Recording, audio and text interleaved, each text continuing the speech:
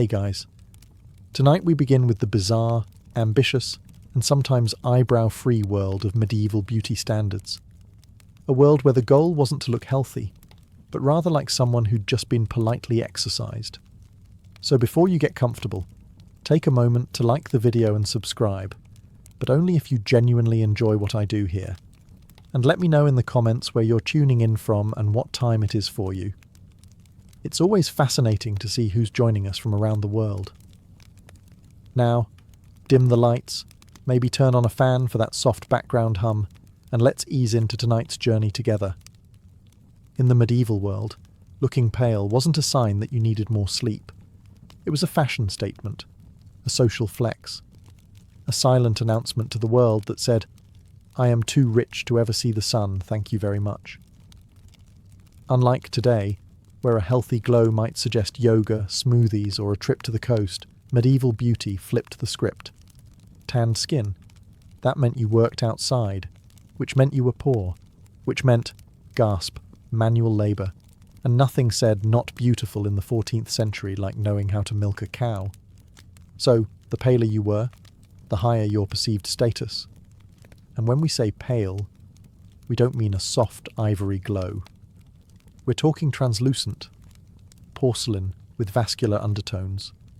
Skin so light it looked like you might have been recently startled by a ghost, or were a ghost. Of course, nature doesn't always cooperate, especially if you were born with an actual working circulatory system.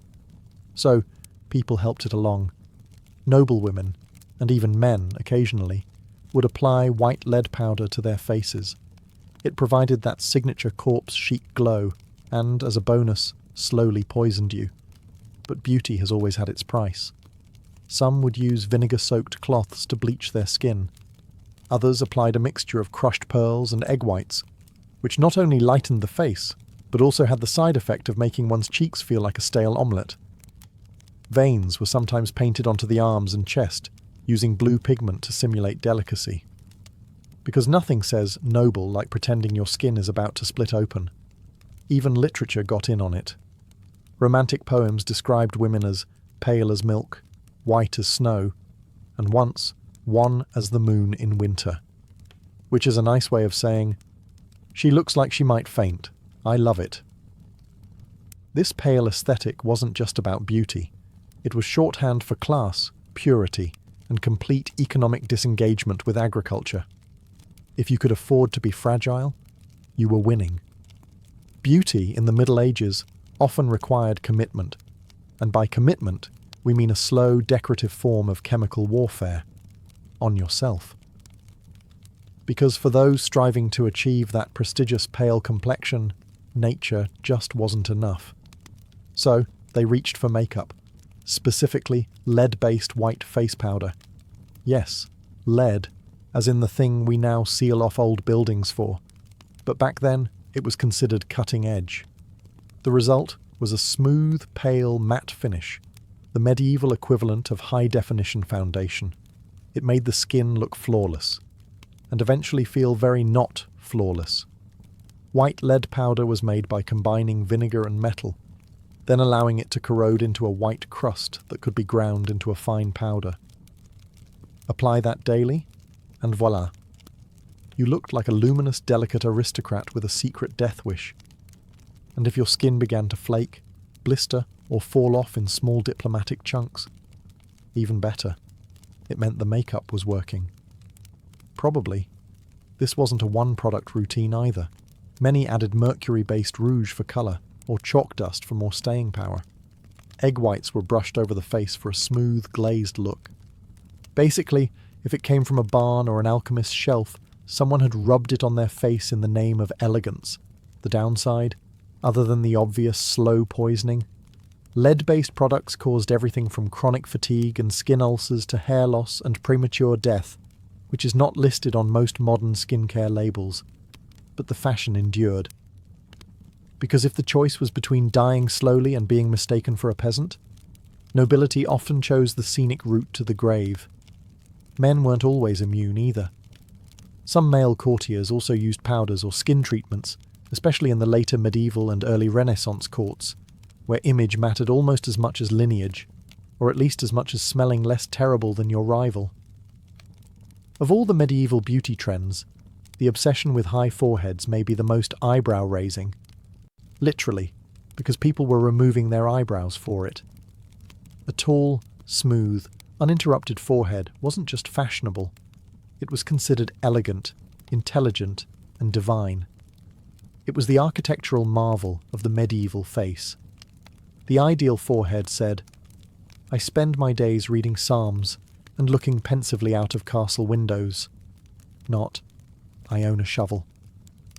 To achieve this noble look, women went to extreme, and frankly itchy, measures. Eyebrows were plucked out completely, and sometimes even scalp hair was removed, inch by inch, to push the hairline further back. This wasn't a trim. This was a full-on forehead expansion project. Medieval grooming manuals advised women to use tweezers, hot cloths, and depilatory creams made from things like cat dung, quicklime, or vinegar-soaked leeches, all in the name of showcasing a forehead that could double as a sundial. The results were striking. Portraits from the time show women with serene expressions and foreheads so vast you could host a joust on them. Combined with pale skin and soft facial features, this high-domed aesthetic became shorthand for refined beauty. It wasn't all about the face either. Fashion supported this look. Tight-fitting hoods, wimples, and hennins, those famous cone-shaped hats, all helped pull the hairline up, or at least hide the part where your eyebrows used to live. And this wasn't just some isolated castle trend. From England to France to Italy, noble women leaned into the high forehead style, while artists and poets reinforced it by praising women whose faces began somewhere near the crown of the head. Of course, not everyone could afford the time or tools to pluck themselves into perfection. So, in a moment of medieval ingenuity, some women faked it by drawing their new forehead slightly higher and covering the rest with headbands or veils. That's right.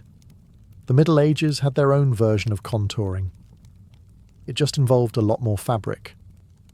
In medieval Europe, eyebrows weren't just underappreciated, they were actively eliminated. Modern trends may celebrate bold brows, feathered arches, and TikTok tutorials, but in the 14th and 15th centuries, eyebrows were seen as unnecessary facial clutter. To achieve the ideal look, women plucked their eyebrows into near non-existence, or erased them entirely. Why? Because a bare, smooth forehead was considered elegant and refined, and any sign of actual hair growth interrupted the aesthetic. Eyebrows were basically seen as stubborn weeds on the garden of the face. Some went even further and shaved the brow area completely, ensuring that not a single strand interfered with their alabaster, high-domed glory. It's the sort of commitment that would make modern beauty influencers blink twice, mostly because there were no brow pencils to draw them back in. To remove the brows, medieval women used tweezers, wax, pumice stones, or, for the especially brave, mixtures containing quicklime, vinegar, or arsenic. Yes, arsenic. Because nothing says dedication to your look like risking mild facial melting. This was more than just a passing fad. Art from the period, from illuminated manuscripts to oil portraits, confirms the trend. Noble women are frequently depicted with smooth foreheads and expressionless eyes, framed by nothing but skin. The result is either serene or slightly alien, depends on the lighting. Interestingly, the no-brow trend wasn't entirely uniform. In some parts of Europe, thin or lightly arched brows persisted, especially as influences from the Middle East and Byzantine Empire filtered through trade and war. But by and large, the message was clear. If people can see your eyebrows, you're doing it wrong. And this wasn't just for women. Men, especially those close to court life, occasionally trimmed or groomed their brows as part of a larger aesthetic of refinement. Though full removal was rare among males, unless they'd lost them in a particularly heated theological debate. What this all tells us is that medieval beauty ideals weren't about looking natural. They were about looking curated, symbolic, and just a bit angelic. Angels, after all, rarely have brows in art. Coincidence? Possibly. But it worked for them. In the Middle Ages, Having a touch of colour in your cheeks was desirable, but like most things in medieval life, there were rules, social risks, and a vague chance of damnation. The ideal was a subtle blush, like you'd just heard a mildly scandalous poem or stepped outdoors for 30 seconds, but not long enough to tan, heaven forbid. A gentle rose hue on the cheeks suggested youth, fertility, and general survival, all things that were considered attractive, particularly if you could maintain them past the age of 28. But you couldn't look like you were trying. Applying rouge was considered vain, and vanity was suspiciously close to sin. The church was not amused by women smearing colour on their faces, unless, of course, they were nobility, or doing it humbly, which is a theological grey area scholars are still trying to define. Still, women improvised. Common blush ingredients included beetroot juice, crushed strawberries, mulberries, or even cochineal, a deep red pigment made from crushed insects. Yes, bugs, because beauty has never been kind. Some rubbed their cheeks to get that natural flush, while others used mixtures of red ochre or wine sediment, dabbed carefully to avoid detection by both clergy and judgmental neighbours. For the wealthy, rouge could be made from red lead or cinnabar, both of which were incredibly toxic. But the logic went something like, I may die young, but I'll die pink-cheeked and socially respected. Rouge was typically applied with cloth, fingers, or whatever tool was available that hadn't just been used to season a stew.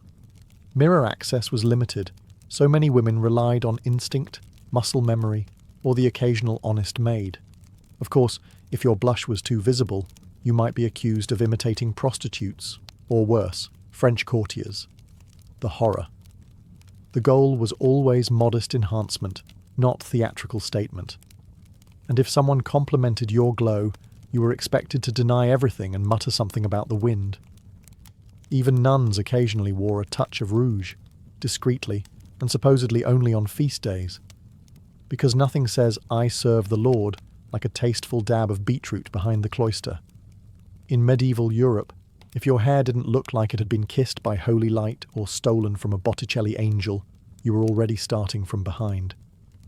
Blonde hair, in particular, was the medieval gold standard. It was associated with youth, beauty, virtue, and in case you needed divine backup. The Virgin Mary was frequently painted as a blonde, even though she was, geographically speaking, almost certainly not. But realism was less important than radiance. If you were born blonde, congratulations. You were considered blessed and probably got out of a few chores. But natural blondness didn't last, especially in adulthood. So, medieval women took matters into their own hands, and sometimes cauldrons. Homemade hair-lightening concoctions included saffron, chamomile, ash, honey, and lye, applied liberally, then left to bake under the sun in a method known as sun-basking. It worked best if you had the patience of a nun and the skin of a salamander. Some recipes also included urine, which was thought to help lift colour. Whose urine? That part was less regulated, but as long as it gave your hair that celestial shimmer, it was deemed worth it. Beauty is, and always has been, a little bit disgusting. Hair texture mattered too. Loose, long, wavy locks were the ideal, preferably cascading down your back like a divine curtain. But this luxury was reserved for unmarried women. Once married, your golden mane was to be hidden under veils, nets, and head wraps, because apparently the moment you said, I do, your hair became a national security risk. For noble women, hair was often braided, twisted, or tucked into elaborate styles, especially when attending court or religious events. These hairstyles were frequently accessorized with silk ribbons, beads, or embroidery, just in case you needed to remind the room you didn't shear sheep for a living. Men weren't left out either. While not quite as judged, men with thick, golden locks were often romanticized in poetry and art. Knights with flowing hair charging into battle were the medieval version of shampoo commercials. In medieval Europe, hair was a lot like money. If you had it, you didn't necessarily show it off, unless you were trying to get married. Then suddenly, it became a strategic asset. Unmarried women were encouraged to wear their hair long and loose as a symbol of purity and innocence, though not too loose. Unless you were going for the ethereal forest maiden look, which was only socially acceptable if you were, say, an actual saint or being martyred. Otherwise, a gentle braid would suffice. But once married, your hair was immediately banished from public view. Congratulations, you now had a husband, and an obligation to wrap your locks tighter than a monastery's wine budget. Enter the world of veils, wimples, nets, and coifs, a medieval wardrobe of modesty that could make even the most radiant blonde disappear under 3 layers of beige linen. These coverings weren't just modest, they were practical. They protected hair from smoke, lice, and unsolicited compliments from troubadours. The most dedicated women layered their coverings. A coif, a close-fitting cap, might be worn under a veil, which could then be pinned beneath a wimple that wrapped under the chin. The effect? You looked like a pious, well-bundled sandwich, and that was the goal. But fashion is rarely satisfied with just function. As time went on, headwear got more elaborate. Nets were embroidered with gold thread. Veils were starched into geometric shapes. Some noblewomen wore silken cages for their braids, accessorized with jewels and tiny bells, because nothing says subtle beauty like jingling when you turn your head. In many cultures, concealed hair was tied to morality. A covered head was seen as modest and virtuous. Exposed hair on a married woman, however, could get you compared to a lady of the night, or worse, a Frenchwoman. Of course, some women rebelled. They would let a little curl slip out, or wear translucent veils that technically counted as covered, while still letting the world admire their carefully dyed strands. Medieval loopholes were alive and well. If medieval beauty had one unspoken rule, it was this: taller is nobler, and we're not talking about your legs. By the 15th century, women across Europe began embracing a fashion trend that quite literally elevated their appearance. The hennin. You know the one. Those towering, cone-shaped hats that look like they were designed by someone who spent too much time around church steeples. The hennin wasn't just headwear. It was a social ladder you wore. These hats could reach upwards of 2 feet, sometimes even more, especially among the French and Burgundian elite. The taller the hennin, the higher your status, and the more doors you smacked into on your way to dinner. Often made from fine silk, velvet, or brocade, hennins were structured with wire frames, giving them that dangerously aerodynamic shape. A sheer veil usually cascaded from the tip, adding movement, mystery, and a good chance of getting caught in candles. Now, getting your hair to fit under one of these things was an art in itself. Hair was braided and stuffed up into the cone, or sometimes completely shaved around the forehead real estate again, to help the hennin sit properly. Comfort was not part of the design brief, but hennins weren't the only vertical obsession. Some women wore heart-shaped escoffions, which looked like 2 croissants glued to either side of the head, or butterfly hennins, where veils were spread out like wings. Great for drama, not so much for rain. Outside of nobility, most women stuck with veils, linen caps, or circlets. Simpler, less dangerous, and less likely to be mistaken for a siege weapon. Clergy and conservative thinkers, as expected, were less than enthused. They warned that such ostentation invited vanity, sin, and possibly neck strain. Still, hennins remained popular among those who could afford them, much like most terrible but fashionable ideas throughout history. And while men didn't wear towering cones, they had their own style statements. Think feathered caps, fur-trimmed hoods, and pointy shoes that could double as fencing equipment. In medieval times, a woman's ideal body wasn't meant to be athletic, curvy or toned. No, the goal was to appear delicate, demure, and possibly recovering from a fainting spell.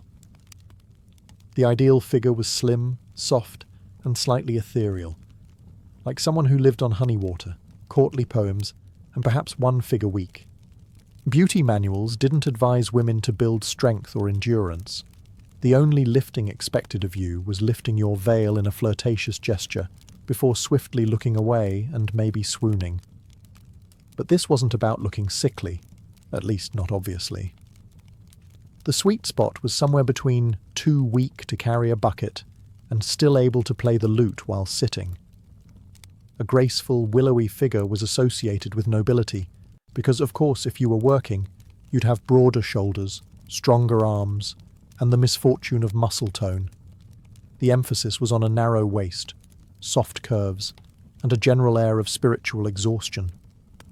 Waistlines on dresses were often cinched just below the bust, an early version of the empire waist, to elongate the torso and give the illusion of height and fragility. And if that illusion needed help, tight lacing was available. Not quite corsets, those came later, but tightly bound kirtles and surcoats did the job just fine. Being too thin, however, wasn't the goal either. In times of famine or plague, being very thin was a red flag, as in, that person might be actively dying. A small hint of roundness, particularly in the face or hips, was considered healthy and fertile. Basically, if you looked like you could survive winter and still be poetic, you were in the sweet spot. Diet advice from the time wasn't exactly balanced. Beauty manuals recommended things like eating fennel for digestion, rose petals for breath, and drinking wine to improve complexion. Protein? Only if it had a feather still attached. Men, on the other hand, were allowed to have more substance. Broad shoulders, strong legs, and the ability to carry a sword without toppling over. But even then, nobility preferred a lean frame with refined posture, not brute strength. In the Middle Ages, a woman's eyes were her silent power, the medieval version of sending a flirty emoji, only with more spiritual implications and slightly less blinking. The ideal medieval eyes were large, clear, and soulful, the kind that seemed to whisper, "I'm full of virtue," and maybe just a hint of melancholy. Think of eyes that looked as if they had personally witnessed the fall of man and were still politely recovering. Poets of the period couldn't get enough of them. They described eyes as luminous orbs, dewdrops of heaven, or pools of pure devotion. What they rarely said was bloodshot, allergy-ridden, or I was up all night churning butter. Light-coloured eyes, blue or grey, were often idealised in Northern Europe, associated with innocence, purity, and the general assumption that you hadn't seen too many disturbing things, or at least pretended not to. In Southern Europe, darker eyes were admired too, especially if they came paired with a noble lineage and a good dowry. Enhancing the eyes was challenging.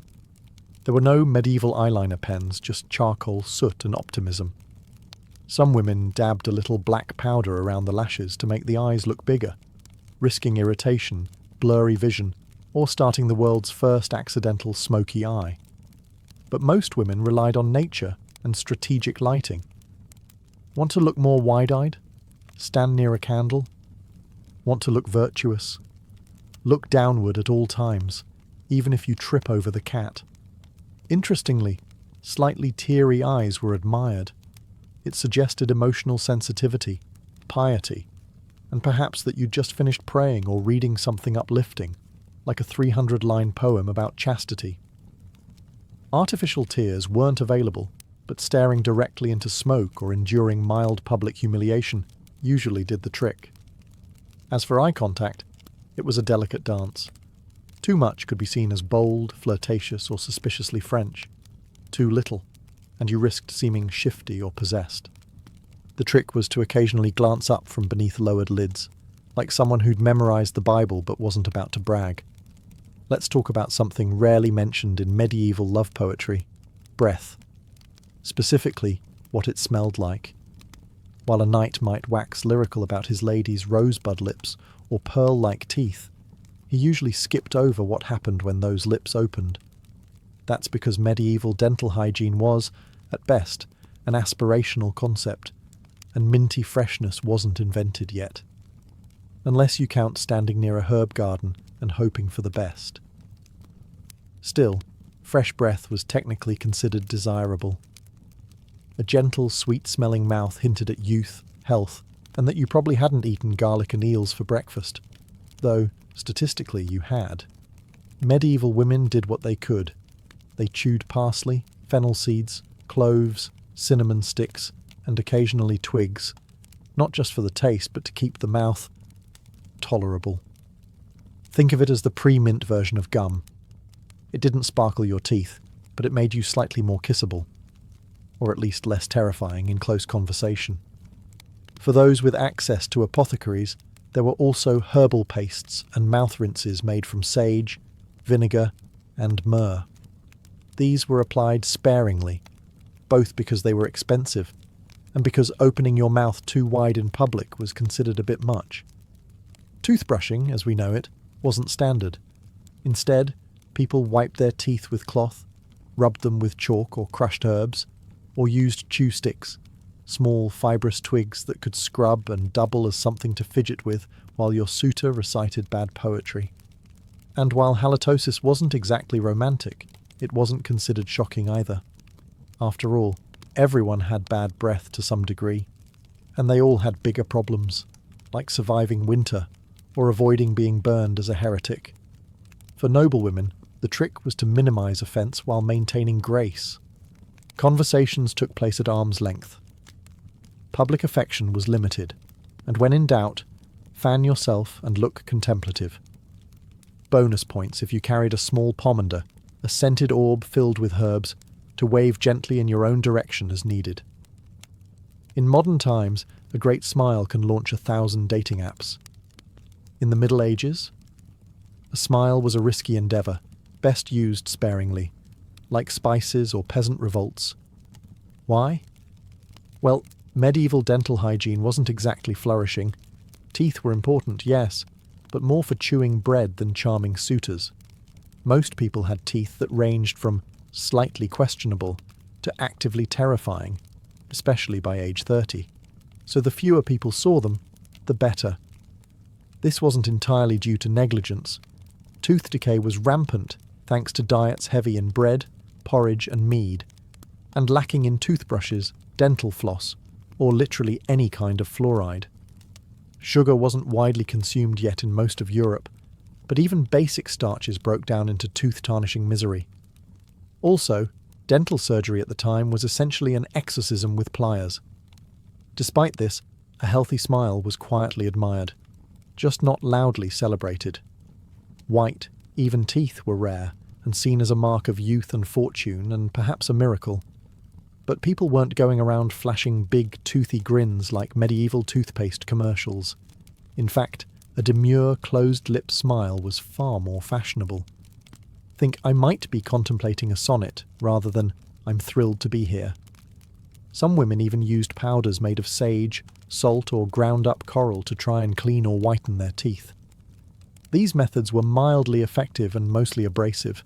Imagine brushing with sand and hoping for the best. But overall, teeth were tolerated, not flaunted. Medieval art, for instance, almost never depicts open-mouthed smiles. Even saints and angels usually keep their mouths politely closed, as if they too were quietly aware of the risks of showing molars. Men weren't immune either. A knight might win the heart of a lady with his bravery and chiselled jawline, but no ballad ever included the line, "His bicuspids gleamed like ivory." There's a reason troubadours sang about eyes, hair and hands, not breath and bite alignment. When it came to medieval beauty standards for men, the expectations were oddly specific. You didn't need to be chiselled like a Greek statue, but you also couldn't look like you'd just fallen off a hay cart. The sweet spot was somewhere between ready to joust and could write a poem about jousting without actually doing it.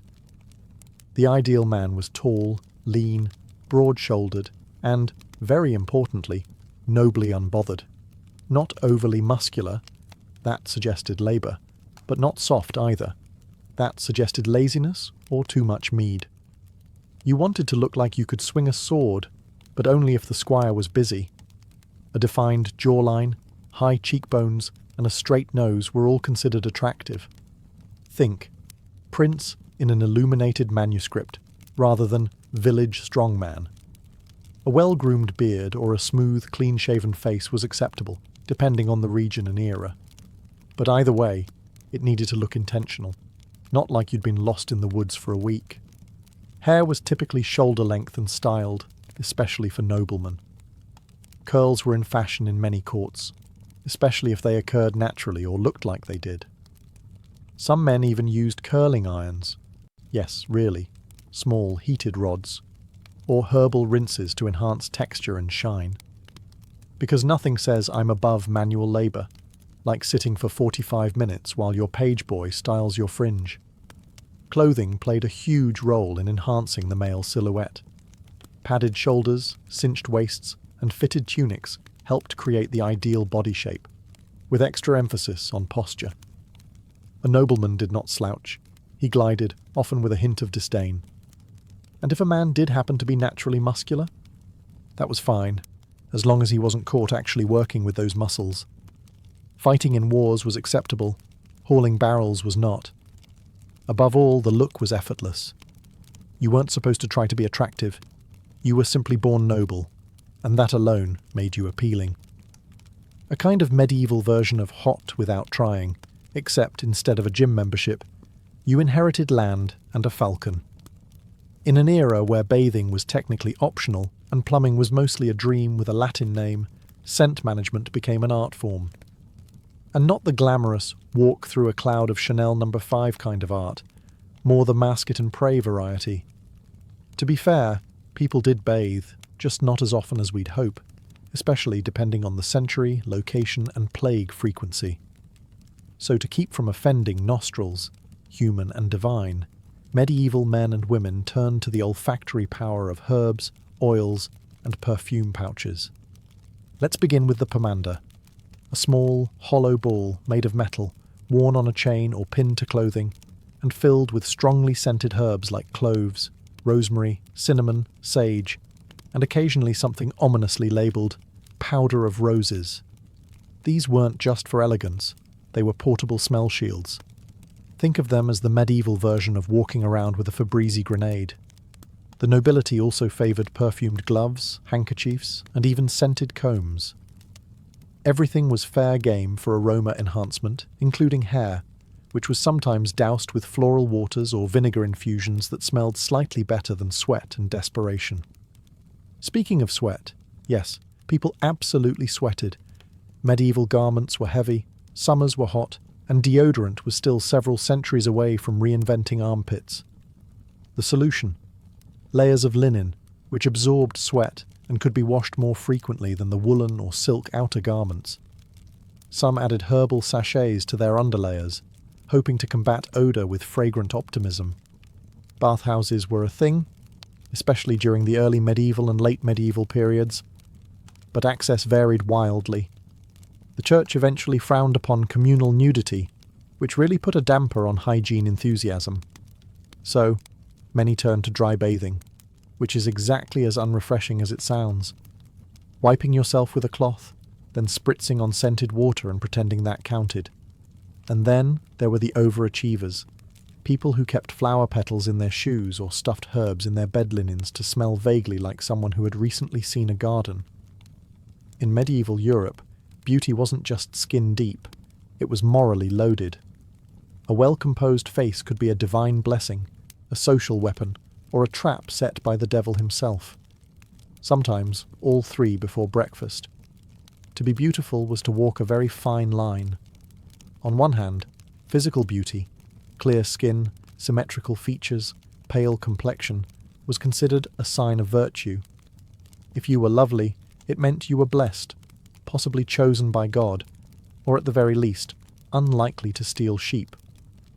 Poets, preachers, and painters alike described beauty as evidence of a pure soul. But there was a catch. If you knew you were beautiful, or worse, if you used that beauty to your advantage, you immediately became suspect. Vanity was a sin, remember? And showing too much interest in one's appearance hinted at pride, seduction, or worst of all, French tendencies. Medieval sermons warned that women's beauty could tempt men into sin, which, of course, was entirely the woman's fault. Eve set a precedent, and medieval Europe ran with it for a solid 1,000 years. A woman wearing makeup, showing a bit of hair, or fluttering her lashes at the wrong night could easily find herself accused of being everything from immoral to outright demonic. Some even believed that beauty could be an illusion, a sorceress's disguise, a glamour conjured by witches to lead righteous men astray. This may sound dramatic, but remember, This was a time when bad weather could get you burned at the stake. Conversely, those who were plain or ill-featured were sometimes assumed to be morally deficient, or just unfortunate. The idea that outward appearance reflected inner character wasn't just popular, it was doctrine in some circles. Beauty meant grace, ugliness meant punishment, illness, or divine disappointment. Of course, all of this made things spectacularly confusing. Be beautiful, but don't try too hard. Glow with virtue, but not so much that it looks like pride. And above all, never look more attractive than the local lord's wife. That was a one-way ticket to a silent convent or an unusually convenient illness. So in the end, medieval beauty standards weren't just about aesthetics. They were a full-blown moral tightrope, balancing vanity, virtue, and whatever powdered lead was left in your makeup kit. The Persian Immortals were more than just elite troops. They were a statement, a living symbol of imperial strength, precision, and unyielding continuity. Their origins trace back to the very birth of the Achaemenid Empire under Cyrus the Great in the 6th century BCE. At a time when Persia was rapidly transforming from a regional power into a sprawling imperial juggernaut, Cyrus understood something vital. An empire needs a backbone. Not just administrators and governors, but an elite force that could project dominance, inspire loyalty, and suppress rebellion with equal efficiency. Thus, the Immortals were born. The name Immortals wasn't just a bit of royal flair, it was a logistical and psychological masterpiece. According to Herodotus, their strength was always kept exactly at 10,000 men. If one man died, fell ill, or was wounded, he was instantly replaced. The numbers never wavered. From the outside, it seemed they could not be diminished, could not be weakened, and above all, could not die. Whether myth or clever bookkeeping, the image stuck and the name endured. Immortality, in this case, wasn't about individual survival. It was about the eternal presence of Persian might. These men weren't random conscripts. To be an immortal meant being selected from among the Persian nobility, or at least from families of high status and proven loyalty. Training began young. Discipline was brutal. Loyalty to the king, unquestionable. They were expected to be not just warriors, but exemplars of Achaemenid values: order, obedience, and composure under pressure. They were also richly dressed, robes of fine materials, scale armour beneath their garments, and often armed with a spear, bow, short sword, and a wicker shield. Their appearance was as calculated as their tactics. Persian kings weren't just sending warriors into battle. They were sending a mobile political message wrapped in silk and steel. From the plains of Lydia to the deserts of Egypt, wherever the Persian Empire expanded, the Immortals followed. They stood behind kings, beside thrones, and at the front of the battlefield. If you saw them approaching, you didn't just see soldiers, you saw the unbroken heartbeat of the empire. Immortals didn't blink. Immortals didn't retreat. Immortals endured. And that's exactly what made them terrifying. The appearance of the Persian Immortals was no accident. It was psychological warfare. These men weren't covered head to toe in gleaming bronze like Greek hoplites.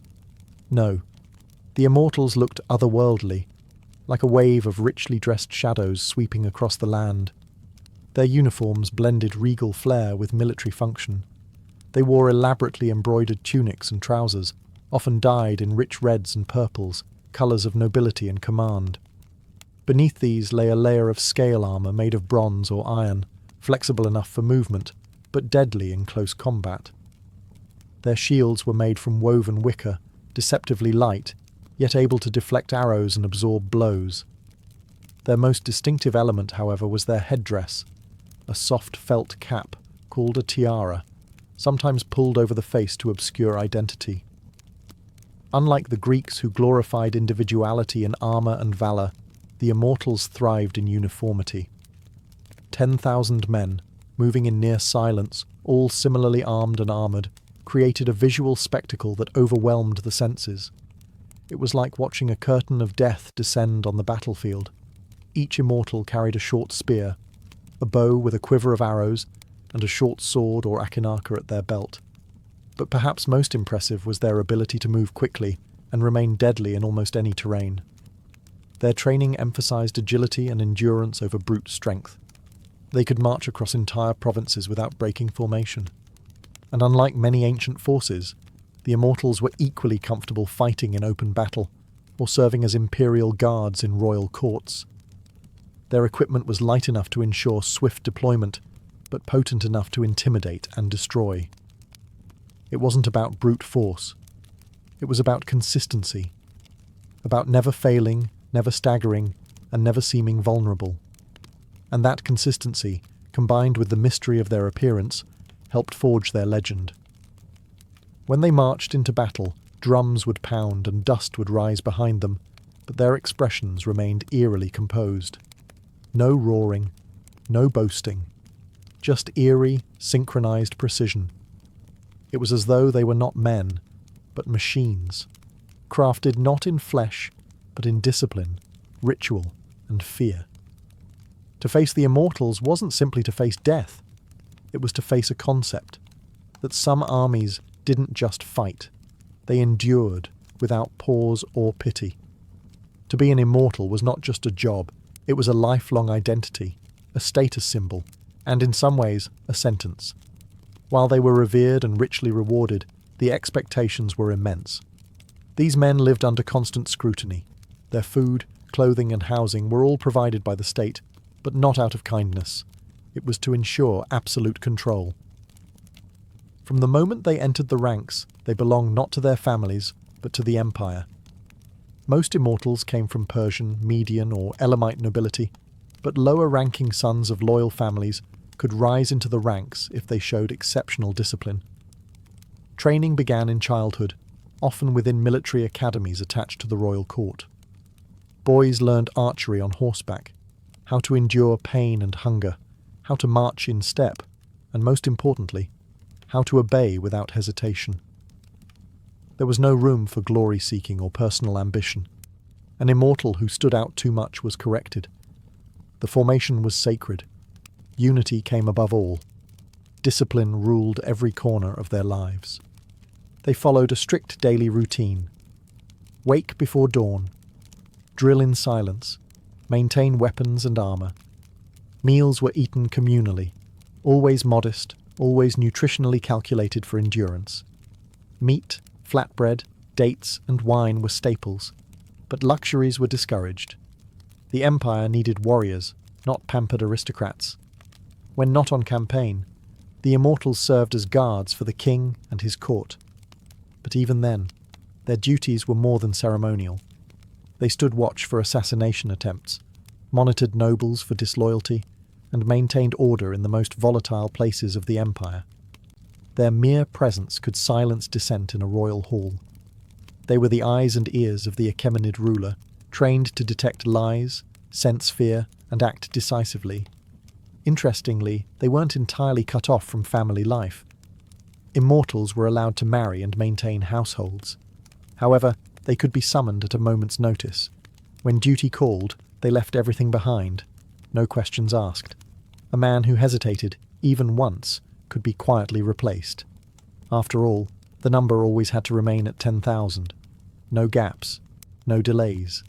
It was this cold, efficient system that ensured their mythos. They didn't just fight with discipline, they lived in discipline. They were tools of empire, honed, polished, and sharpened until nothing remained but duty. If Cyrus the Great created the Immortals, it was Darius the Great who perfected them. When Darius rose to power in 522 BCE amid palace intrigue and assassination, the Immortals were the tool he used to legitimize and stabilize his reign. They were no longer just a personal guard. They were an extension of royal authority, woven directly into the fabric of his expanding imperial bureaucracy. Darius understood that power didn't only rest on military strength, but on the illusion of order and inevitability. And nothing projected that image more effectively than the Immortals.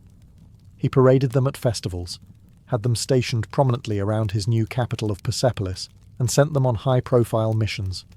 They were always visible, always composed, always the same. 10,000 eternal faces of Persian dominance. But Darius also reshaped their tactical role. Under his leadership, the Immortals became a core element of Persian combined arms warfare. No longer just elite infantry, they were often deployed alongside archers, cavalry, and chariotry in coordinated strikes. Darius placed immense value on strategic flexibility, and the Immortals had to adapt. They trained more rigorously in ranged combat, siege warfare, and battlefield coordination. Reports from later Greek observers describe how they moved with terrifying efficiency, firing arrows in volleys while slowly advancing behind their wicker shields, never breaking formation. They also became heavily involved in suppressing rebellions. Darius's empire stretched from Egypt to the Indus Valley, and revolts were frequent. The Immortals were often the first wave of retaliation. In Elam, Babylon, and Scythia, they acted as both punishment and message. The empire is watching, and the king's will is inexhaustible. It was under Darius that they earned a darker reputation. Not just elite warriors, but instruments of fear and retribution. Even their iconography was elevated. Carvings at Persepolis show them in perfect lines, stylized and identical, facing eternity in stone. These weren't mere portraits, they were propaganda. Darius wanted every subject and visitor to know, these men are always here, always armed, and they do not die. Step out of line, and you'll meet one, or 10,000. Through Darius, the Immortals became more than a military unit. They were institutionalized fear, woven into the royal image, deployed with surgical precision, and wrapped in gold-threaded silence. The Persian Immortals reached the height of their legend during the reign of Xerxes the Great, and nowhere was their reputation more fiercely tested than at the narrow mountain pass of Thermopylae in 480 BCE. This battle, now mythologized through centuries of art and cinema, wasn't just a clash of armies. It was a symbolic collision between two radically different worldviews: Persian imperial order versus Greek city-state defiance. And at the center of the storm stood the Immortals. When Xerxes invaded Greece with what ancient sources claim was the largest army the world had ever seen, he brought the Immortals as his personal vanguard. They didn't just guard him. They were a scalpel in the heart of chaos. Their reputation alone preceded them. The Greeks had heard of the 10,000 who never died, the elite troops who served kings like gods and fought with flawless precision. At Thermopylae, they met resistance that rattled their mythos. King Leonidas and his few thousand Greeks, most famously 300 Spartans, held the narrow pass against wave after wave of Persian attacks. On the second day of battle, Xerxes ordered the Immortals to break the Greek line. It was meant to be a crushing blow. After all, these were the elite of the elite. But what followed was not the instant rout Xerxes expected. The Immortals, skilled as they were constrained by the tight geography of the pass. Their bows were nearly useless in such confined space, and their shorter spears couldn't reach past the long dory of the Greek hoplites. For hours, they clashed with disciplined Spartans who fought in tight, interlocking phalanxes, trained from childhood for exactly this kind of combat. The Immortals suffered losses, heavy ones. Herodotus noted, perhaps with some glee, that they were no more successful than the ordinary troops. It wasn't just a military defeat, it was a rupture in their image. The Immortals had always appeared untouchable, gods of war in silk and scale. But at Thermopylae, they bled. They died. And for the first time, the illusion of their immortality cracked under the weight of Spartan spears and Greek defiance. Yet even in defeat, they remained terrifying. They adapted, they regrouped, and they marched again. Immortality, after all, wasn't about invincibility. It was about endurance. The most fascinating part of the Persian Immortals wasn't just their training or battlefield tactics. It was their system. What truly made them immortal wasn't magic or divine favor. It was administration. Cold, efficient, relentless bureaucracy. When one immortal fell, whether in battle due to illness or by retirement, another took his place instantly. No mourning, no ceremony, just a seamless substitution. The total number always remained exactly 10,000. This wasn't a poetic exaggeration. It was by design. The Achaemenid Empire ran on logistics, and the Immortals were the prime example. They had a constantly maintained pool of trainees and understudies, young men being groomed to fill vacancies the moment they appeared. These replacements were kept in the capital, supervised, drilled, and rotated through lesser duties until called up. This internal structure made the Immortals far more than a static, elite unit. They were a living system of excellence, always regenerating, always evolving. To facilitate this, records were kept with meticulous care. Officers known as Hazarapatis, literally commander of 1,000, oversaw recruitment, discipline, and supply. There were 10 such commanders beneath the overall leader of the Immortals. Below them, a web of sub-commanders, scribes, and quartermasters ensured every man had the correct arms, rations, lodging, and medical support. Lose a man in Egypt? A replacement is dispatched from Susa. A soldier breaks a leg during patrol in Media? His successor is already packing his gear. This machinery extended beyond just military readiness. It was psychological. The illusion of 10,000 unchanging warriors was a tool of imperial terror. If you killed one, another immediately stepped into his place. It didn't matter who they were individually. The identity was irrelevant. The presence was eternal. Like a hydra of discipline and silk, the Immortals created the illusion of unstoppable force, because the machine never paused to grieve. Even off the battlefield, this system functioned flawlessly. If an Immortal's family became disloyal or politically compromised, he was quietly removed and replaced. No scandal, no drama. The line moved forward as if nothing had changed. This mechanism, so alien compared to the glory-seeking Greek ethos, was perhaps the Immortals' greatest strength. Not skill, not courage, but the cold certainty that they could never truly disappear. While the Persian Immortals are remembered as warriors, they were also something far subtler, diplomats in armour. In the Achaemenid worldview, military force wasn't just about conquest, it was about presence, and the Immortals were often deployed not just to fight, but to be seen, to enter foreign courts as living representations of Persian elegance and power. Their silken robes, gilded weapons, and perfect discipline made them terrifying in battle, but mesmerizing in peace. When ambassadors arrived in foreign lands, the Immortals often accompanied them, not for protection, but as spectacle. Imagine a small elite escort entering a Greek or Babylonian city. 10 men, perfectly synchronized, dressed not in rough leather or blood-stained bronze, but in fine tunics laced with gold, silent and unreadable behind their soft felt headdresses. They didn't shout or threaten. They didn't need to. Their very existence was a negotiation. In satrapies, provinces, Immortals were regularly stationed to remind local governors where true power resided. They rarely interfered with civil rule, but they were always there, watching. A whisper of sedition could bring a squad of them to a governor's door. Rebellion in the provinces was often stopped before it began, simply because the alternative, facing the Immortals, was too dreadful to consider. Even within the royal court, their presence was multifunctional. They acted as ceremonial guards during Nowruz festivals, coronations, and diplomatic receptions. But behind the scenes, they monitored courtiers, sniffed out treason, and enforced the king's will with silent efficiency. Some historians argue they acted almost like an internal intelligence agency, an ever-present warning that loyalty was not optional. This dual identity, warrior and envoy, enforcer and ornament, was part of their genius. Unlike most elite units of ancient times who lived for the glory of battle alone, the Immortals served a much broader imperial strategy. War was just one tool. Theirs was an empire held together not just by swords, but by symbols.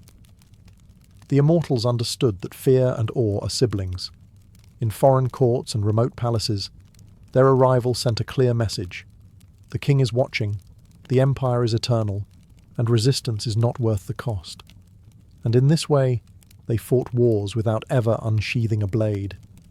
All empires age, and so do their legends. By the later years of the Achaemenid Empire, the Immortals were still feared, still respected, but no longer invincible. The machinery that had once made them immortal began to rust, not with a dramatic collapse, but with slow, creeping inefficiency. As Persian kings grew increasingly detached from the battlefield, more concerned with courtly luxury and intrigue, the Immortals too began to shift. From hardened warriors into royal ornaments. Under kings like Artaxerxes and Darius III, the elite guard still existed, still dressed the part, still marched in perfect formation. But cracks had formed. Recruitment standards slipped. Political favoritism began to seep into their ranks. Where once only the most disciplined and loyal men were selected, now nobles pulled strings to place unworthy sons into the sacred 10,000. The result was subtle, but fatal. Uniformity without spirit, discipline without heart. This decay became tragically obvious when Alexander the Great launched his invasion of Persia in 334 BCE. At the Battle of Gaugamela in 331 BCE, the Immortals were deployed alongside the Persian centre to defend Darius III. And although they fought with courage, they could not hold against the tactical brilliance and ruthless momentum of Alexander's Macedonian phalanx. They were outflanked, outmanoeuvred, and overwhelmed. Worse yet, the myth didn't survive the battle. For centuries, the name Immortals had inspired awe. But Gaugamela proved they were no longer what they had been under Cyrus the Great or Xerxes I. The machinery of instant replacement faltered. The backup system that once made their losses invisible simply wasn't in place anymore. The unit never recovered. When Alexander marched into Persepolis and took the royal palace, he walked into a shell of an empire. The Immortals weren't there to defend it. The unbroken line had finally been broken. But their story didn't end with defeat. Elements of the Immortals lived on. Alexander co-opted Persian traditions into his army. Later, in the Sasanian Empire, a new elite force would rise, sometimes even called Immortals again by historians. Though not direct descendants, they echoed the original myth. 10,000 strong, elite, fearsome, eternal. Even in their fall, the Immortals left a blueprint. They had shown the world how to build not just an army, but a legend. The Persian Immortals may have vanished from the battlefield, but their influence never disappeared. Long after the fall of the Achaemenid Empire, the idea of an unbreakable elite fighting force remained lodged in the imagination of generals, kings, and storytellers alike. Their legend endured not because they won every battle, but because they represented something larger, the perfection of state-controlled power, an army that didn't age, didn't question, and didn't falter. When the Greeks described them, it was with a mix of awe and suspicion. Herodotus called them immortals, not because they could not be killed, but because they could not be seen to die. Their replacements were immediate, their presence eternal. To the Greeks, this was eerie, almost unnatural. They were used to war as a chaotic, personal affair. The Immortals were something else, precise, faceless, disciplined to the edge of humanity. In Roman times, scholars still referenced the Immortals when speaking of ancient power. Even Byzantine historians noted the structure of the Persian elite guard as something to be admired. And in the early Islamic period, Arab historians recounted tales of the 10,000 who had once guarded kings of old, their spears glinting like a forest of silver under the desert sun. The concept would be revived again in the Sasanian Empire, where an elite cavalry corps, sometimes referred to by historians as the New Immortals, served as the empire's armoured fist. Though not directly descended from the Achaemenid unit, they carried the same mission, embodying imperial invincibility. Even Napoleon Bonaparte, centuries later, studied Persian military organisation and praised their structure. Culturally, the Immortals seeped into myth. Modern media often misrepresents them, turning them into monsters, demons, or masked assassins. But the truth was far more compelling. They were human, terrifyingly human. Ordinary men turned into instruments of empire through relentless training, psychological control, and a deeply embedded system of continuity. They didn't need magic to become legendary, just consistency and silence. Their greatest weapon wasn't their sword. It was the idea that they were always coming, an eternal shadow on the horizon. And so the immortals live on, in stone carvings, in battle doctrines, and in the whispered fears of those who know that power, when well organized and endlessly replaced, can become something very close to immortality. Before there were legends of Greek Amazons, there were the Scythians, nomadic warriors of the Eurasian steppe, feared and respected from the Black Sea to the Altai Mountains. Unlike most ancient societies, Scythian women didn't stay behind the tents weaving cloth or raising children. They rode horses, wielded bows, and went to war. And they didn't just accompany men into battle. They led and fought with lethal skill. These were not exceptions. This was the culture. Greek historians like Herodotus were stunned when they encountered these women. He described entire tribes where women refused to marry unless they had first killed an enemy in combat. His words, originally intended as exotic curiosities, have since found archaeological proof. Burial mounds, called kurgans, scattered across Ukraine, Kazakhstan, and southern Russia, have yielded astonishing finds. The skeletons of young women buried with bows, arrows, swords, and even battle-inflicted injuries. One such discovery revealed a woman with an arrowhead lodged in her spine, her body armoured, her grave richly furnished. These weren't ceremonial weapons. They had been used, and so had she. Scythian society was fundamentally different from its contemporaries. Life on the steppe demanded mobility and resilience. Everyone, male or female, had to ride, hunt, and defend the tribe. Girls learned archery as young as boys did. They wore the same leather trousers, the same armour. They even wore their hair and tattoos in similar fashion, indistinguishable on horseback under a storm of arrows. This created a warrior culture in which gender roles were fluid on the battlefield, but strict off it. A Scythian woman could be deadly at full gallop, and then return home to fulfill ritual and maternal duties. The two roles were not in conflict, they were complementary. Greek myths of the Amazons may have been inspired by exaggerated encounters with Scythian women. But while the Amazons of myth vanished into fantasy, the Scythians were real. They fought Persians, clashed with Greeks, and terrified the Macedonians. And for centuries, they roamed the steppe with fire and fury, men and women alike. In the small West African kingdom of Dahomey, modern-day Benin, an army of women once struck fear into European colonizers, rival kingdoms, and anyone foolish enough to underestimate them. They were known as the Agogi, but the French nicknamed them the Dahomey Amazons, comparison to the Greek myths. But these warriors were very real. By the 18th and 19th centuries, the Agogi had become the standing royal guard of Dahomey's king. But they weren't just guards. They were elite infantry, trained to kill, to defend, and to never retreat. Initially, they may have started as elephant hunters or palace attendants, but over time they evolved into a formal, feared military force. Recruited as young girls, often chosen for their strength or spirit, the Agogi were separated from families and placed into intense training. Discipline was total.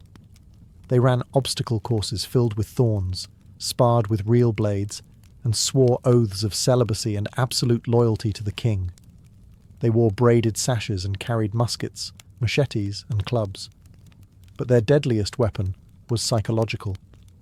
European observers during the 19th century were shocked by their fearlessness and brutality. One French officer noted with unease how a Dahomey Amazon rushed forward, ripped open a man's throat, then calmly wiped her blade. These were not symbolic warriors. They were frontline shock troops used in raids, battles, and ambushes. During the Franco-Dahomean Wars in the 1890s, The Agoji went toe-to-toe with French colonial troops. Outnumbered and outgunned, they still launched night raids, executed ambushes, and fought street by street to defend their kingdom.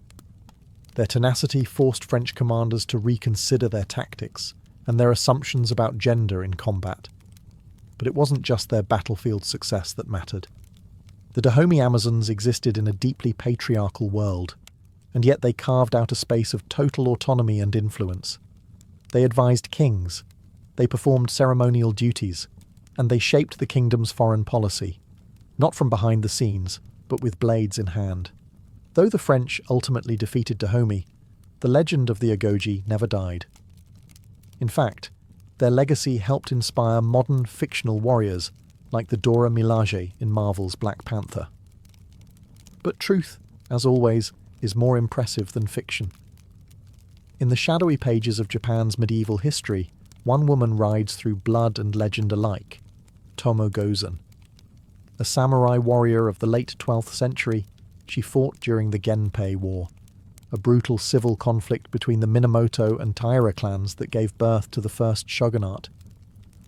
Tomoe wasn't a symbolic figure or a passive consort.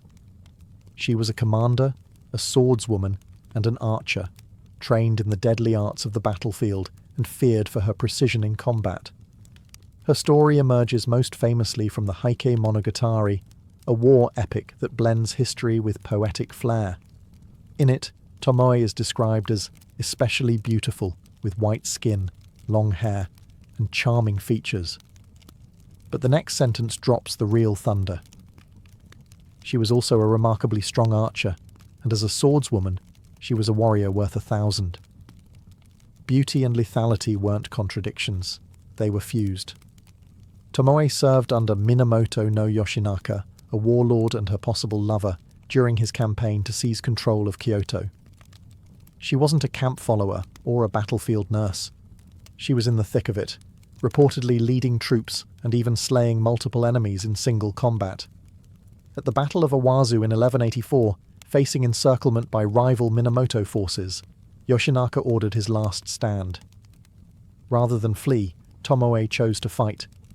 In one of her most famous encounters, she's said to have dismounted a charging enemy horseman, wrestled him to the ground, and beheaded him on the spot. She then calmly remounted and continued into the chaos. That moment, possibly embellished, possibly true, has endured for centuries as a symbol of her unmatched composure and skill.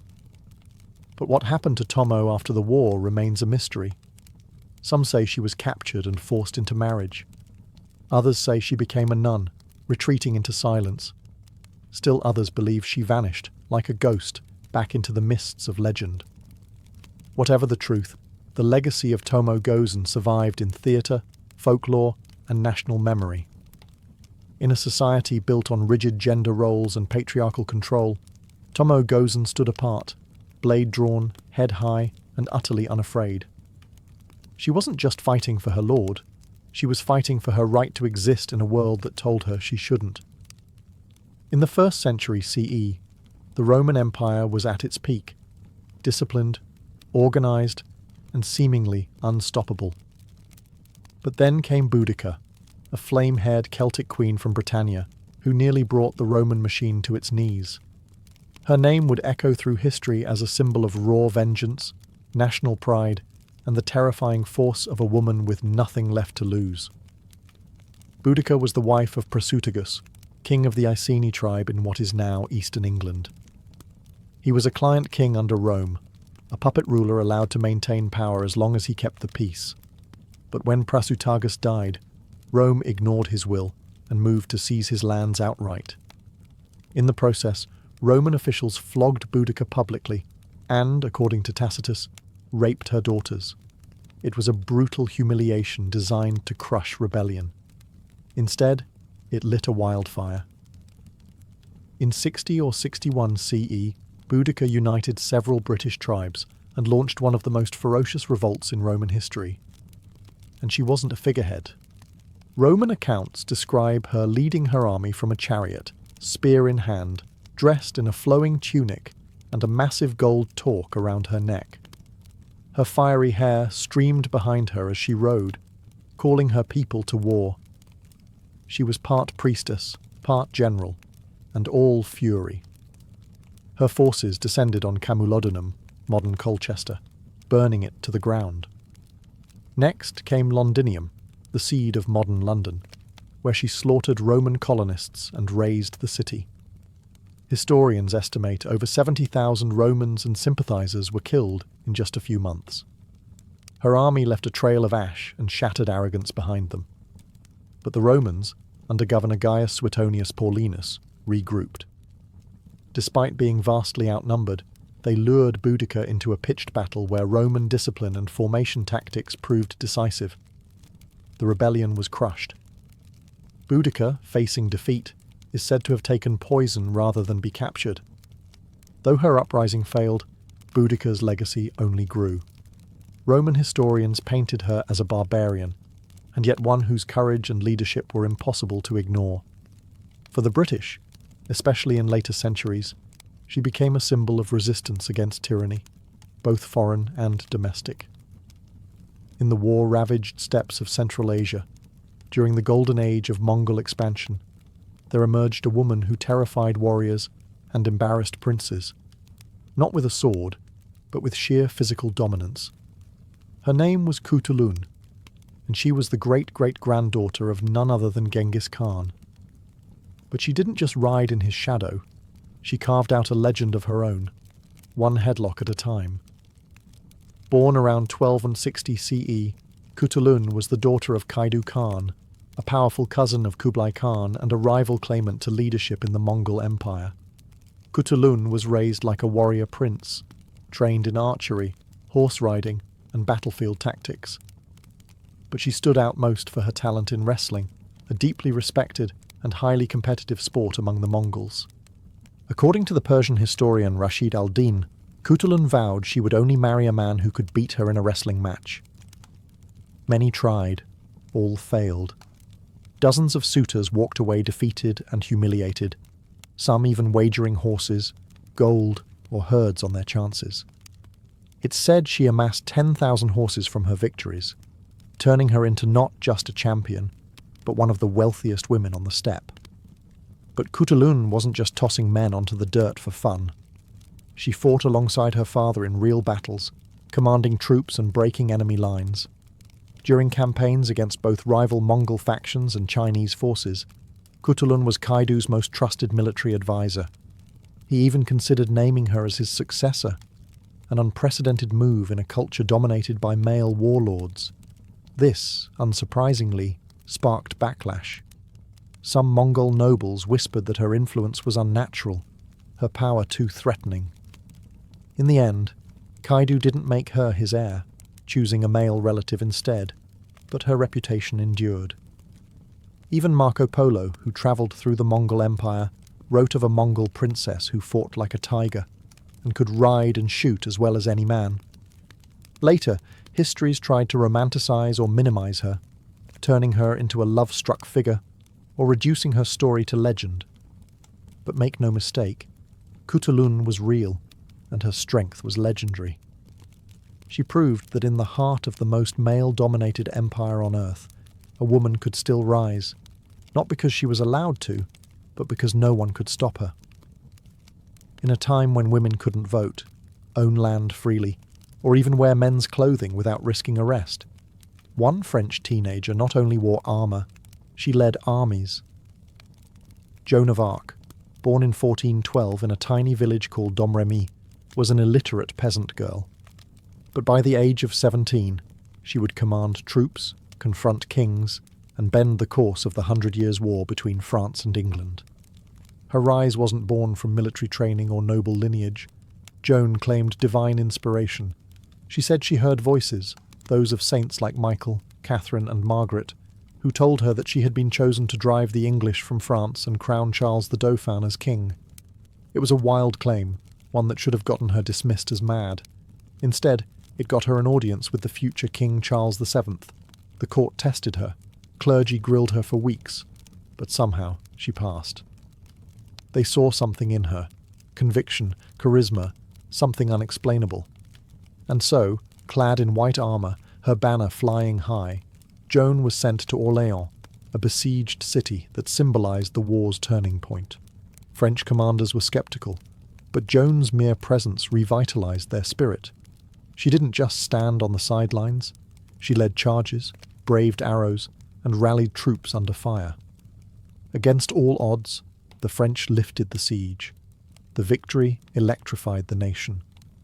Joan became known as the Maid of Orléans, a symbol of divine favour and patriotic resistance. After a string of victories, she escorted Charles to Reims, where he was crowned king, just as the voices had foretold. But power, fame, and miracles come with enemies. In 1430, she was captured by Burgundian allies of the English.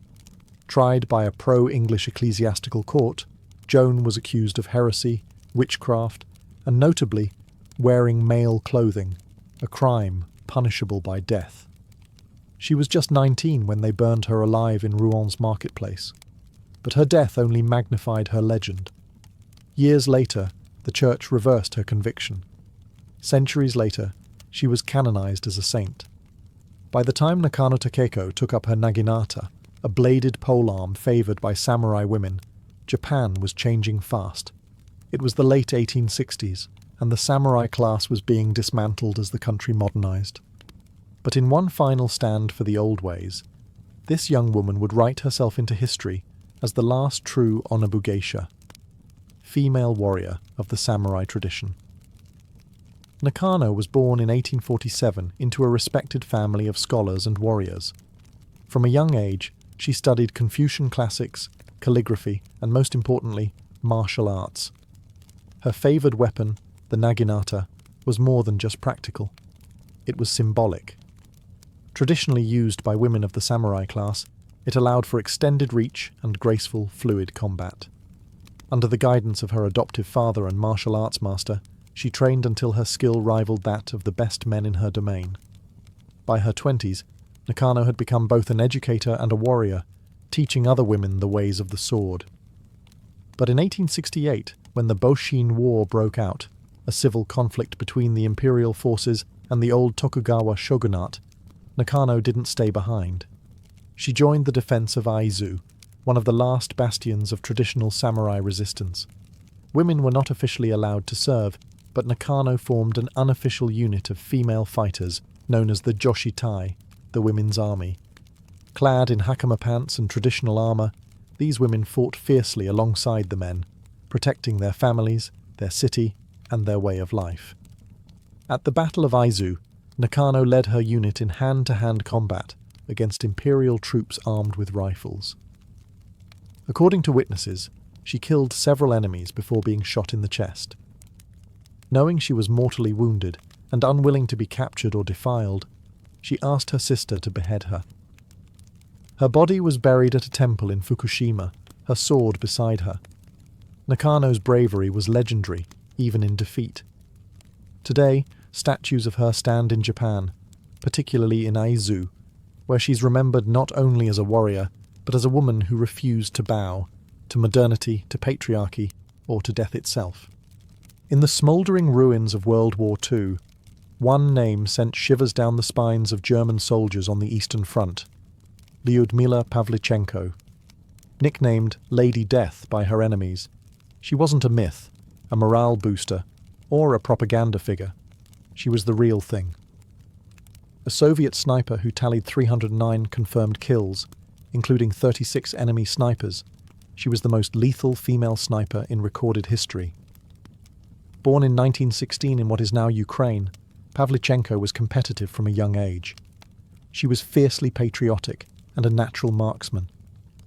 When Nazi Germany invaded the Soviet Union in 1941, she was just 24 years old and studying history at university. But instead of books, she picked up a rifle and volunteered for the Red Army. Officials initially suggested she become a nurse. She refused. She wanted a combat role, and she got one. Deployed to the front lines during the siege of Odessa and later the siege of Sevastopol, Pavlichenko earned her reputation the hard way. She spent long hours motionless, camouflaged in freezing terrain, waiting for the perfect shot. Her targets weren't just foot soldiers. She hunted officers, machine gunners, and rival snipers. She operated with nerves of steel, patience bordering on supernatural, and an absolute hatred for the invaders. Her kill count climbed so high, she was pulled from the front and sent on a diplomatic tour of the United States, Canada, and the UK. There, she met President Franklin D. Roosevelt and formed a friendship with Eleanor Roosevelt, who admired her composure and intellect.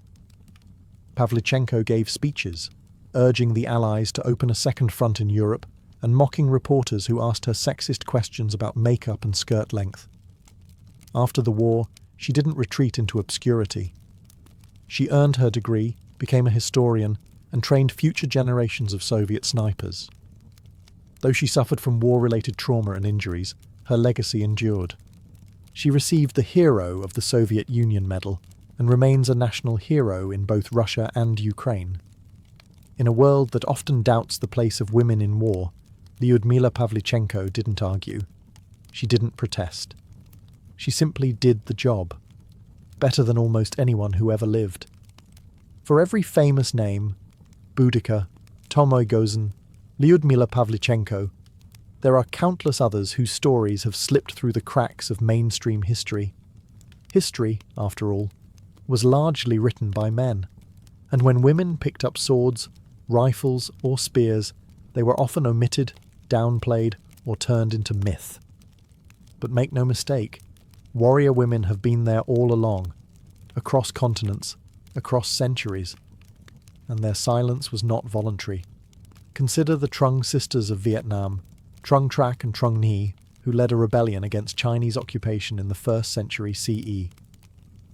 They rode elephants into battle, rallied thousands of followers, and ruled an independent state for 3 years before being crushed by superior Chinese forces. Their resistance is still commemorated today, with temples and festivals in their honour, even though global history books rarely mention them, or the Ya Asantewaa of the Ashanti Empire in West Africa, who, in 1900, led a rebellion against British colonial forces. As Queen Mother, she rallied her people when the British demanded the sacred golden stool, the symbol of Ashanti sovereignty. She delivered fiery speeches and led her troops in battle, showing that leadership and defiance knew no gender. There were Viking shield maidens, likely not as common as legend suggests, but very much present. Archaeological finds confirm that women were buried with weapons, armour, and even war horses, not as ceremonial tokens, but as warriors. There were Apache women fighters in the American Southwest, like Lozan, a spiritual warrior who rode and fought beside her brother, the famous leader Victorio. In every era, in every region, warrior women fought, not always to conquer, but to protect, to defend their families, their cultures, their homes. Some led armies, others fought as lone figures in resistance movements. Some were queens, some were peasants. But all shattered the lie that war belonged to men alone. Today, their legacy is being reclaimed. From scholarly research to pop culture representations, the stories of these women are finally resurfacing, and each rediscovered name is a reminder. History is not just what was written, it's also what was erased. These women didn't ask to be remembered, they asked to be respected, and slowly, the world is beginning to listen. In the heart of ancient Mesopotamia, modern-day Iraq, music wasn't just entertainment, it was ritual, power, and language. And no instrument embodied this more than the lyre. Among the world's earliest stringed instruments, the Mesopotamian lyre dates back over 4,500 years, emerging from the Sumerian city of Ur, where music was woven into both temple ceremony and royal court life. The lyres of Ur weren't simple harps carved from wood. They were intricate, beautifully crafted objects, often adorned with gold, silver, lapis lazuli, and detailed animal motifs. One of the most famous examples is the bull-headed lyre, discovered in a royal tomb in the 1920s by Sir Leonard Woolley. Its soundbox was shaped like a bull's body, and the instrument's head was covered in gold leaf, its beard made of lapis. But this wasn't just for show. The bull was a symbol of strength, and its presence on a lyre may have been spiritual. not decorative. Played with the fingers or a small plectrum, the lyre produced a resonant, haunting tone. Though we can't hear ancient melodies exactly as they were, scholars believe the Sumerians used a heptatonic scale, 7 notes, much like modern Western music. Clay tablets inscribed with early musical notation provide tantalizing clues, showing that music theory and scale construction existed even then. These lyres weren't confined to palace halls. In temples, music accompanied offerings and prayers to the gods. Hymns were sung with lyre accompaniment in honor of deities like Inanna and Enlil, turning music into a sacred bridge between human and divine. In funerary rites, lyres mourned the dead, helping guide souls into the afterlife. They weren't just instruments, they were voices of transition and transformation. Mesopotamian musicians held a respected role in society. Some were female priestesses, others were court performers. They memorized complex songs passed down orally, often learning from a young age within structured schools for scribes and musicians. Today, replicas of these ancient lyres are played in museums and reconstructions, their soft, twanging echoes reminding us that long before Mozart, before medieval minstrels, or even Homer's sung epics, humans were plucking strings in the desert, chasing beauty in sound.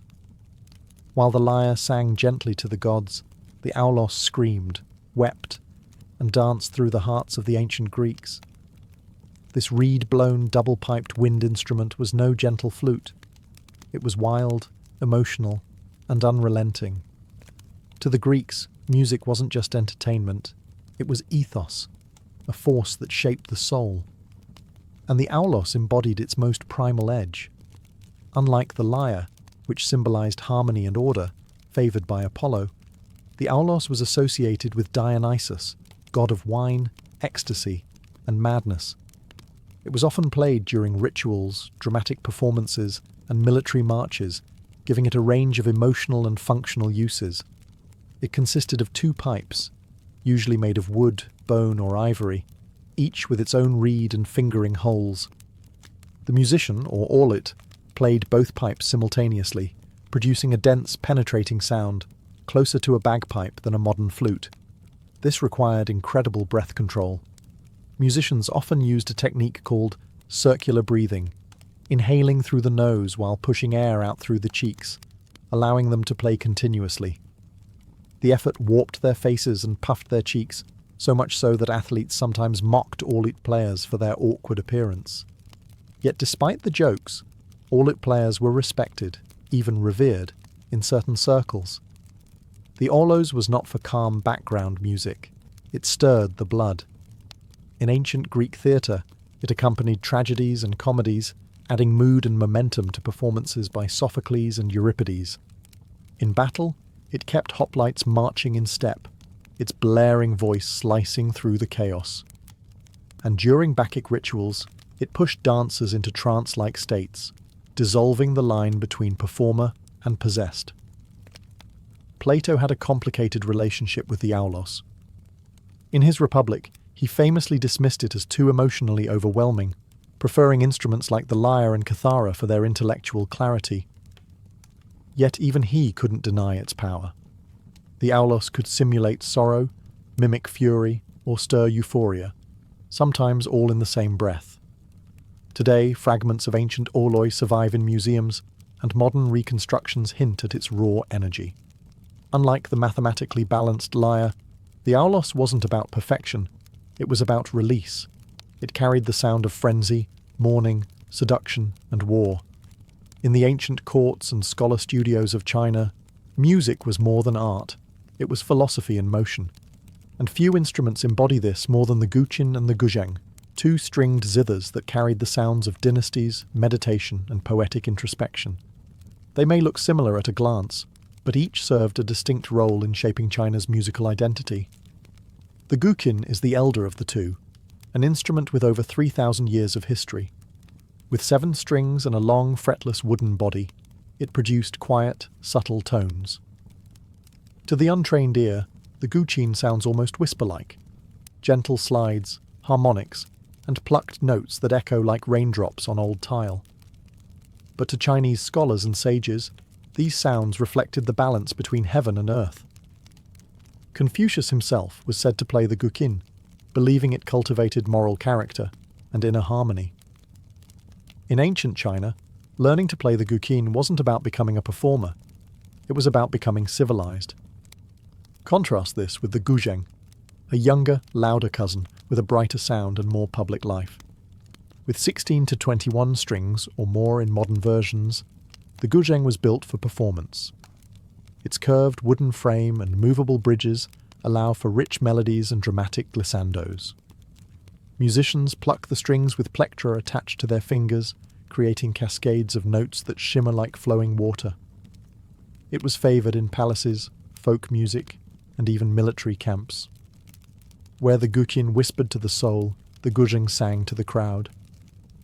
Both instruments had roles in ritual and storytelling. The guqin often accompanied poetry readings, philosophical lectures, and meditation. The guzheng was used in banquets, operas, and to recount historical epics. Its music could mimic galloping horses, flowing rivers, or weeping lovers, all through vibrating silk strings and masterful fingerwork. These instruments also represented gendered spaces in ancient China. The guqin was traditionally played by male scholars, while the guzheng became more associated with female performers, especially in later dynasties. Yet both were respected, taught in musical academies, and written into the Confucian ideals of balanced education. Today, both guqin and guzheng are still played, revived in classical and contemporary settings alike. They remain living echoes of China's ancient soul, where music was not only heard, but felt as a path to virtue and emotional depth. In ancient Egypt, music wasn't background noise, it was a sacred tool, a form of divine communication that echoed through temples, tombs, and daily life. From pharaohs to peasants, music was everywhere. It soothed labourers, honoured the dead, guided religious rituals, and entertained the living. And the instruments that shaped this soundscape were as diverse as the Nile itself. One of the oldest and most iconic Egyptian instruments was the harp. Early harps, curved like bows, evolved into larger angular harps that stood as tall as a man. These instruments were plucked with the fingers, often by temple musicians or court entertainers. Harps weren't just for art, they were associated with the afterlife. Tomb paintings often show harpists playing for the souls of the dead, easing their journey into eternity. Then came the sistrum, a sacred rattle associated with the goddess Hathor, protector of music, motherhood, and joy. Made of metal with loose crossbars, the sistrum produced a jangling sound when shaken. It wasn't subtle, but it was powerful, used in temples to summon gods, purify spaces, and drive out evil spirits. The shaking of a sistrum was believed to please deities and maintain cosmic order. Flutes, often made from reed or bone, added breathy melodies to processions and rituals. The double clarinet, with two pipes played simultaneously, created a rich, buzzing harmony, a predecessor of the aulos of Greece. Percussion came through frame drums, hand clappers, and even castanets, especially in dances and festivals. Professional musicians in Egypt held respected positions. Many were women, depicted in art as harpists and singers, often serving temples. These women were more than entertainers. They were chantresses of Amun, musicians of Isis, figures of spiritual power. Music could honour gods, accompany offerings, and mark the transition between life and death. Egyptian notation remains elusive. Unlike Mesopotamia or Greece, few musical records survive. But their instruments, depicted vividly in tombs and temples, tell us enough. Ancient Egyptians understood music as structure, emotion, and magic. Even in death, music was essential. Instruments were buried with the elite, their owners believing they'd play again in the field of reeds, the Egyptian paradise. To them, music wasn't a pastime, it was eternity's language.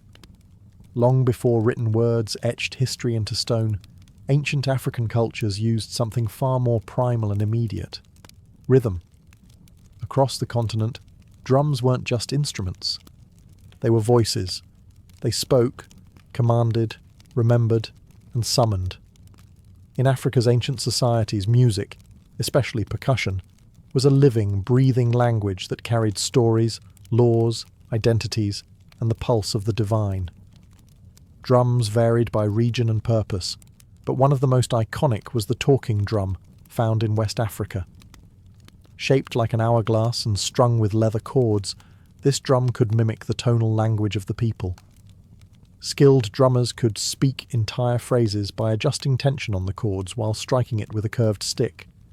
Messages were sent across villages, announcing births, deaths, warnings, or royal summons, long before the invention of paper or the postal system. The drum became the continent's first wireless communication system. But drums weren't just practical, they were spiritual. In kingdoms like ancient Kush and Nok, drums summoned ancestors and deities. In Ife and Benin, they honoured kings and gods in elaborate court rituals. Drumming was central to initiation ceremonies, healing rituals, and funerals. It was said that to beat a sacred drum was to awaken forces beyond the veil. African drums came in countless forms: djembe, dundun, bugarabu, and kidi, each with specific roles in the musical hierarchy. They were carved from single logs, carefully hollowed and fitted with animal hide, each tuned to a specific pitch or tone. The craftsmanship was sacred, passed down from father to son, with rituals even during the making of the instrument. And percussion didn't stop at drums. Rattles, bells, shakers, and thumb pianos added layers of rhythm and melody, creating a complex, polyrhythmic soundscape that Western music wouldn't fully understand until centuries later.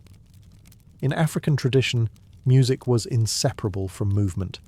You didn't just listen, you danced, breathed, sweated with it. The drummer wasn't a performer. He was a conduit, channeling energy, spirit, and communal memory. These rhythms travelled through the trans-Saharan trade, through the Nile, and later through the Atlantic slave trade, shaping diasporic music from Brazil to the Caribbean. But their heart was always Africa, where the beat wasn't entertainment. It was identity, ancestry, and survival. High in the Andean mountains, where the air thins and the clouds brush the earth, music floated through the stone cities and terraced fields, not from string or drum, but from wind. Ancient Andean civilizations like the Nazca, Moche, and Inca developed a rich musical tradition centered around aerophones, flutes, whistles, and most famously, panpipes, or siku. The siku is a deceptively simple-looking instrument, multiple reeds or bamboo tubes of varying lengths, lashed together in a row or stacked in double rows. Each tube plays one note, and players alternate rapidly between rows to create melodies. The result is a haunting, breathy harmony that echoes across mountains like a conversation with the wind itself. Siku ensembles were often played in pairs, two players performing alternating notes in interlocking patterns, a technique called hocketing, which symbolized the Andean ideal of duality and balance in nature and society. Flutes made of bone, clay, or reed were also widespread, some so small they could hang from necklaces, others large enough to produce deep, resonant tones. Many were carved in the shapes of birds, snakes, or spirits, showing the spiritual link between sound and the natural world. These weren't just musical instruments, they were sacred tools. Music was used to call rain, bless harvests, honour the sun, or communicate with ancestors. One particularly fascinating find is the ceramic whistling vessels of the Moche civilization. When water was poured into them, internal chambers forced air through a whistle, producing eerie tones, literally musical pottery. These were likely used in rituals, combining water, air, and sound into a single ceremonial act. In Inca society, music accompanied every stage of life, from birth celebrations to funerals, from military parades to agricultural festivals. There was a melody for every moment. Inca musicians played for gods like Inti, the sun, and Pachamama, the earth, offering their breath as a form of spiritual devotion. Even soldiers marched with coordinated flute music, turning warfare into ritual choreography. Though Spanish colonization nearly erased many native traditions, the sound of Andean flutes never fully vanished. Today, their echoes can still be heard in Peruvian highlands and Bolivian villages, an ancient voice of stone, wind, and sky, still singing in the thin air. In ancient India, music was more than a performance. It was cosmic engineering. According to Hindu philosophy, the universe itself was created from sound, from the primordial vibration known as Om.